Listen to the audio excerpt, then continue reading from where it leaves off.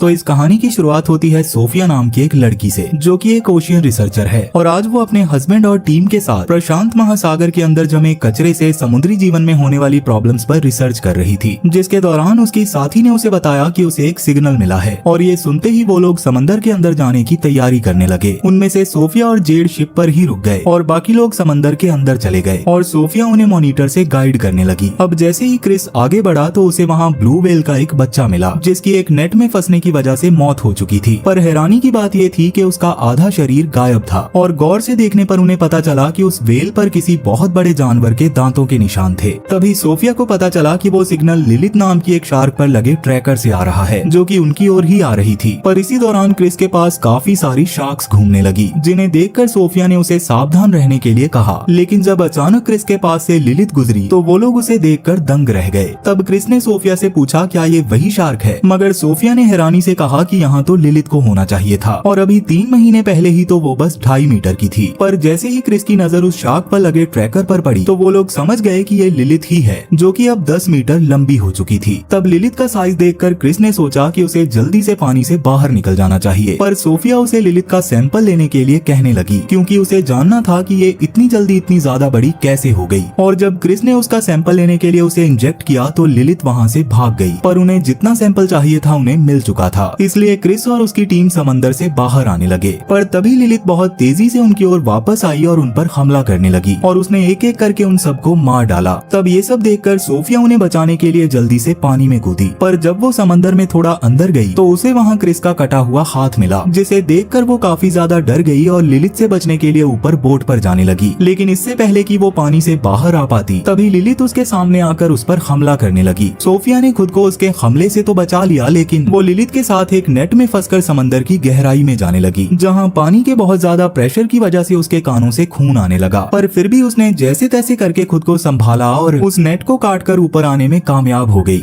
तो अब यहाँ से कहानी 3 साल आगे बढ़ती है, जहाँ पेरिस की सेन नदी के अंदर 2 लड़के कुछ ढूंढ रहे थे, क्योंकि उन्हें भरोसा था कि वहाँ से उन्हें कुछ न कुछ कीमती जरूर मिलेगा। लेकिन तभी अचानक उनकी मैग्नेट काफी भारी हो गई, इसलिए उन्होंने जल्दी से उसे बाहर निकाला। मगर जब उन्होंने उस सामान को देखा तो वो दंग रह गए, क्योंकि इस नदी के अंदर से उन्हें एक मिसाइल मिली थी, जिसे देखकर वो लोग डर गए और उन्होंने बिना किसी देरी के पुलिस को बुला लिया। जिसके बाद पुलिस वहाँ आकर छानबीन करने लगी और उनमें से आदिल नाम के एक ऑफिसर ने रिपोर्टर्स को बताया कि इसमें डरने वाली कोई बात नहीं है, क्योंकि अब तक इस नदी से 100 से भी ज्यादा मिसाइल्स और बॉम्ब मिल चुके हैं। तब उस रिपोर्टर ने आदिल से पूछा कि इतने सारे बॉम्ब पेरिस में कैसे आए। तो आदिल ने कहा ये बॉम्ब वर्ल्ड वॉर 2 के हैं, जो पानी में बहकर यहाँ आ गए। पर इसमें चिंता करने वाली कोई बात नहीं है, क्योंकि ये सारे बॉम्ब और मिसाइल खराब हो चुके हैं। अब इसके बाद सीन शिफ्ट होता है सोफिया पर, जिसने शार्क्स पर रिसर्च करना छोड़ दिया था और अब वो बच्चों को समुद्री जीवन के बारे में जानकारी देती है। अब वो बच्चों को समुद्री जीवन की महत्वता समझा ही रही थी कि तभी वहाँ मौजूद एक शरारती बच्चे ने उसे ताना मारा कि यही सब करते हुए आपकी पूरी टीम खत्म हो गई थी और फिर भी आप हमें ज्ञान दे रही हैं। जिसे सुनकर सोफिया भावुक होकर बाहर आई और अपने घर जाने लगी। लेकिन तभी वहाँ मीका नाम की एक लड़की ने उसे रोका। पर जैसे ही सोफिया उसे इग्नोर करके जाने लगी तो मीका ने बीकन 7 का नाम ले लिया और इस नाम को सुनकर सोफिया हैरान हो गई, क्योंकि ये उसी ट्रैकर का नाम था जिसे उसने लिलित पर लगाया था। जिसके बाद मीका उसे अपने साथ उसकी ऑर्गेनाइजेशन में ले आई, जहाँ वो शार्क्स पर रिसर्च किया करती थी। और मीका ने उसे बताया कि सोफिया इन लोगों की रोल मॉडल है और उसी की रिसर्च से वो लोग इतना कुछ कर पाए हैं। इसके बाद मीका ने उसे लिलित की लोकेशन दिखाई, जो अभी सेन नदी में आ गई थी। मगर सोफिया को उसकी बातों पर भरोसा नहीं था, क्योंकि उसके हिसाब से लिलित फ्रेश वाटर के अंदर जिंदा नहीं रह सकती। जिस पर मीका उससे कहती है कि शायद क्लाइमेट चेंज होने की वजह से लिलित यहाँ आ गई होगी और अब हमें उसे समंदर में वापस भेजना होगा, नहीं तो ये सेन नदी के फ्रेश वाटर में मारी जाएगी। और इस काम के लिए उसने सोफिया को उसका साथ देने के लिए कहा, मगर सोफिया उसका साथ देने से मना करके अपने घर चली गई।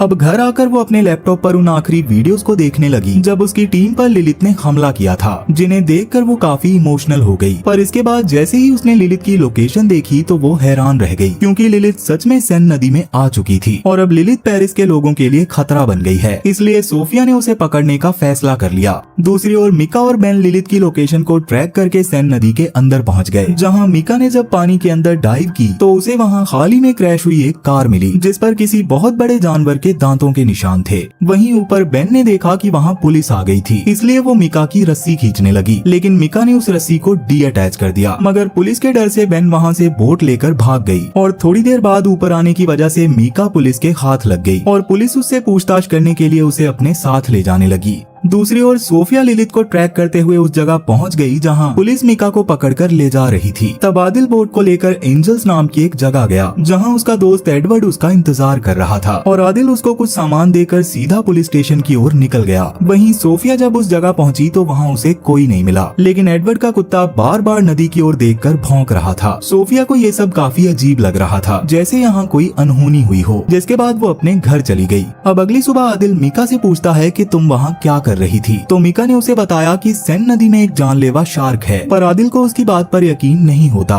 दूसरी ओर सोफिया जो लिलित को ट्रैक कर रही थी, अचानक उसे आदिल की कॉल आती है और वहाँ पहुँचने पर उसे पता चला कि आदिल को कॉल करने के लिए मीका ने कहा था। तभी आदिल ने नदी के किनारे मिली एडवर्ड की बॉडी को देखा जिसका आधा शरीर गायब था और वो सोफिया से पूछता है क्या इस पर शार्क ने हमला किया। तब थोड़ी देर देखने के बाद सोफिया ने इस बात को कंफर्म किया कि ये काम लिलित ने ही किया है। अब यहाँ से सीन शिफ्ट होता है आदिल के ऑफिस में, जहाँ आदिल ने मीका और सोफिया को पुलिस चीफ से मिलवाया। वहाँ सोफिया ने उन्हें बताया कि सेन नदी में एक खतरनाक शार्क है, लेकिन बाकियों की तरह पुलिस चीफ को भी उसकी बातों पर यकीन नहीं होता। उसे लगता है कि एडवर्ड की मौत बोट के ब्लेड्स में फंसने की वजह से हुई है और उसने आदिल को शार्क के होने का प्रूफ लाने के लिए कहा। जिसके बाद चीफ के ऑर्डर पर आदिल एक टीम बनाकर शार्क को कंफर्म करने के लिए जाने लगता है। आदिल सोफिया को भी अपने साथ ले चलता है क्योंकि उसके पास लिलित की लोकेशन थी, जिसके बाद वो उस लोकेशन की ओर बढ़ने लगते हैं और वहीं मीका भी उनका पीछा कर रही थी। उस लोकेशन पर पहुंचने के बाद आदिल ने अपनी टीम को नदी में उतार दिया और सोफिया और आदिल उन्हें ऊपर से गाइड करने लगे। दूसरी ओर मीका ने सोचा कि ये लोग लोगों की जान बचाने के लिए उस शार्क को पकड़कर मार देंगे, इसलिए उसने जल्दी से अपनी दोस्त बेन को कॉल करके ट्रैकर को डिस्कनेक्ट करने को कहा, जिस पर बेन का कहना था कि अगर उन्होंने ट्रैकर को डिस्कनेक्ट कर दिया तो उसे दोबारा कनेक्ट करना नामुमकिन होगा। लेकिन फिर भी मीका के बार बार कहने पर बेन ने उस ट्रैकर को डिस्कनेक्ट कर दिया और जब पुलिस की टीम उस लोकेशन पर पहुंची तो अचानक उन्हें शार्क का सिग्नल मिलना बंद हो गया और सोफिया को भी ये समझ नहीं आ रहा था कि आखिर सिग्नल कैसे बंद हो गया। पर तभी उन्हें पानी में किसी बहुत बड़े जीव के होने का एहसास होने लगा, इसलिए आदिल फौरन अपनी टीम को ऊपर खींचने लगा और लिलित के हमला करने से पहले ही वो लोग बोट पर वापस आ गए। वो सभी इस वक्त काफी ज्यादा घबराए हुए थे क्योंकि उन्हें यकीन हो गया था कि पानी में कुछ तो जरूर है। तभी उनमें से एक ऑफिसर ने आदिल को सोनार डिवाइस चेक करने के लिए कहा और जब आदिल ने सोनार को चेक किया तो वो शॉक हो जाता है क्योंकि सोनार के मुताबिक एक 20 मीटर लंबी शार्क उस नदी में घूम रही थी। तब आदिल को सोफिया पर शक हुआ कि उसने ही ट्रैकर को बंद किया होगा, इसलिए वो सोफिया को धक्का मारकर वहाँ से भगा देता है। अब इस सब के बाद सोफिया मीका के ऑफिस गई और उस ट्रैकर को बंद करने के लिए उस पर गुस्सा करने लगी, जिस पर मीका उससे कहती है कि तुम तो शार्क को मारना चाहती हो। पर सोफिया ने कहा कि वो शार्क किसी को भी अपना दोस्त नहीं मानती। 3 साल पहले मैंने भी कोशिश की थी, पर उस वक्त क्या हुआ था ये तुम्हें अच्छे से पता है। तो मीका उससे कहती है कि उसमें भी आपकी ही गलती थी क्योंकि आपको उस शार्क के पास नहीं जाना चाहिए था और ये सुनकर सोफिया उससे नाराज होकर वहाँ से चली गई। अब इस सब के बाद मीका लिलित को बचाने का एक प्लान बनाने लगी और तभी उसे एक आइडिया आया। उसने अपनी एक वीडियो रिकॉर्ड की जिसमें वो अपने ही जैसे समाज सेवी लोगों से लिलित को बचाने की रिक्वेस्ट करती है और अगर उन्होंने ऐसा नहीं किया तो पुलिस लिलित को मार देगी। इस काम के लिए उसने उन लोगों को एक जगह पर आने के लिए कहा और इस वीडियो को इंटरनेट पर डाल दिया। दूसरी ओर आदिल पुलिस चीफ को समझाता है कि हमें उस नदी को पब्लिक के लिए बंद करना होगा, जिस पर चीफ उससे कहती है कि 1 हफ्ते बाद यहाँ ट्रिएथलॉन नाम का इवेंट होने वाला है, इसलिए मेयर इसके लिए तैयार नहीं होगी, पर फिर भी हम कल उनसे बात करने चलेंगे। जिसके बाद आदिल अपने घर आकर सोफिया की वीडियोस देखने लगा। उन वीडियो से उसे सोफिया की टीम और उसके हस्बैंड के साथ हुए हादसे के बारे में पता चला और ये देखकर उसे अपनी गलती का एहसास हो गया। इसलिए अगले दिन आदिल ने सोफिया के एक्वेरियम में जाकर उससे माफी मांगी और उसने सोफिया को मेयर के साथ होने वाली मीटिंग में साथ चलने के लिए कहा और सोफिया भी उसके साथ चलने के लिए तैयार हो गई। जिसके बाद वो लोग मेयर के ऑफिस चले गए, जहाँ पुलिस चीफ ने मेयर को बताया कि सेन नदी में एक खतरनाक शार्क है, लेकिन मेयर उसकी बात को ज्यादा सीरियस ना लेते हुए कहती है कि कुछ ही दिनों में यहाँ ट्रिएथलॉन की चैंपियनशिप होगी और दुनिया भर से रिपोर्टर्स इस इवेंट को कवर करने आएंगे। इसमें हजारों से भी ज्यादा लोग हैं जिन्होंने इस इवेंट में हिस्सा लिया होगा, इसलिए मैं इस इवेंट को बिल्कुल नहीं रोकूंगी क्योंकि इस इवेंट का बजट बिलियंस में है। जिसके बाद वो उन्हें कुछ भी करके इस शार्क को सेन नदी से निकालने के लिए कहती है, जिसके लिए आदिल सोफिया से उसका प्लान पूछता है। तो सोफिया ने उसे बताया कि हम शार्क को ट्रैप करने के बाद उसे बेहोश करके यहाँ से निकालकर समंदर में छोड़ आएंगे और ये सुनते ही सब लोग जल्दी से अपने अपने काम पर लग गए। इसी बीच उनसे मिलने बेन वहाँ आई जो कि काफी घबराई हुई थी। उसने सबको बताया कि मीका पागल हो गई है। वो दूसरे समाज सेवियों के साथ मिलकर लिलित को सोनार की मदद से समंदर में भेजना चाहती है। इसके साथ ही वो बताती है कि उसने दोबारा से उस ट्रैकर को एक्टिवेट करवा लिया है, जिससे उन्हें शार्क की एग्जैक्ट लोकेशन का पता चल चुका है और वो सब लोग आज ही उस जगह पर जमा होने वाले हैं। उस जगह का नाम कैटाकॉम था जो पेरिस का अंडरग्राउंड सीवर सिस्टम है। एक ऐसा सिस्टम जो पेरिस के बनने से भी पहले बनाया गया था। तब आदिल ने बेन को वापस जाने के लिए कहा और उससे वादा किया कि वो उनकी मदद के लिए वहाँ जरूर आएंगे। और कुछ ही देर में वो लोग उस जगह पर पहुँच गए, मगर इससे आगे का रास्ता काफी छोटा था, इसलिए वो लोग पैदल ही पानी में चलकर वहाँ जाने लगे।